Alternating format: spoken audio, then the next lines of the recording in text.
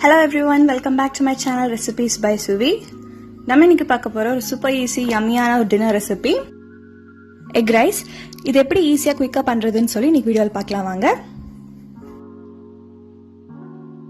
ஒரு panல 2 tablespoon oil add பண்ணிக்கோங்க. நீங்க வேணும்னா பட்டர் கூட ஆட் பண்ணிக்கலாம். அடுத்து ஒரு கப்ல 4 முட்டை உடைச்சு எடுத்து வச்சிருக்கேன். இது ஒரு ஃபோர்க் வச்சு நல்லா பீட் பண்ணிருங்க. நல்லா பீட் பண்ணிட்டு நம்ம panல ஆட் பண்ணிரலாம். ஃப்ளேமை மீடியம்ல வச்சுக்கோங்க. இப்போ முட்டை ஆட் பண்ணியாச்சு. அடுத்து ஒரு விஸ்க் வச்சு நல்லா பீட் பண்ணி விட்டுருங்க. எக் யோக் பிரேக் ஆகிற அளவுக்கு நல்லா விஸ்க் வச்சு மிக்ஸ் பண்ணி விட்டுருங்க.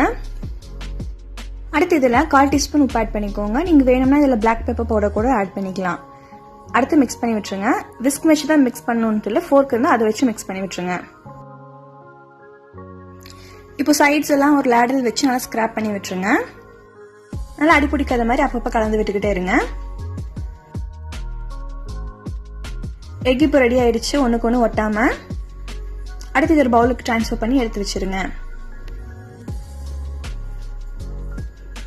ஒரு கடாயில் 2 3 டேபிள் ஸ்பூன் வரைக்கும் ஆயில் ஆட் பண்ணிக்கோங்க. வேணும்னா பட்டர் கூட ஆட் பண்ணிக்கோங்க.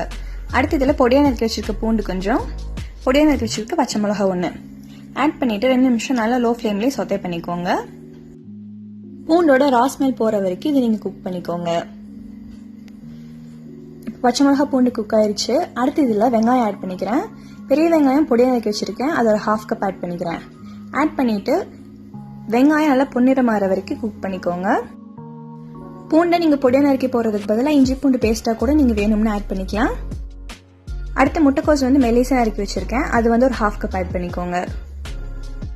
முட்டைக்கோஸை பிகினிங்ல ஆட் பண்ணிட்டு நல்லா குக் ஆயிரும், அதுக்காக தான் நான் பிகினிங்ல ஆட் பண்ணியிருக்கேன். அடுத்து மெல்லிசா நறுக்கி வச்சிருக்க கேரட் நீங்க வேணும்னா பொடியை கூட நறுக்கிக்கலாம். இது ஒரு 1/2 கப் ஆட் பண்ணிக்கிறேன். ஆட் பண்ணிட்டு எல்லா வெஜிடபிள்ஸும் நல்லா குக் ஆகிற வரைக்கும் இது நல்லா சோதே பண்ணிட்டுருங்க. இப்போ கேரட் கேபேஜ் நல்லா குக் ஆயிருச்சு. அடுத்து இதுல நம்ம வறுத்து வச்சிருக்க முட்டையை ஆட் பண்ணிக்கிறேன். முட்டை ஆட் பண்ணிட்டு நல்லா கலந்து விட்டுருங்க. இந்த ரெசிபியில் நீங்க வேணும்னா கேப்சிகம் பீன்ஸ் கூட நீங்க வேணும்னா ஆட் பண்ணிக்கோங்க.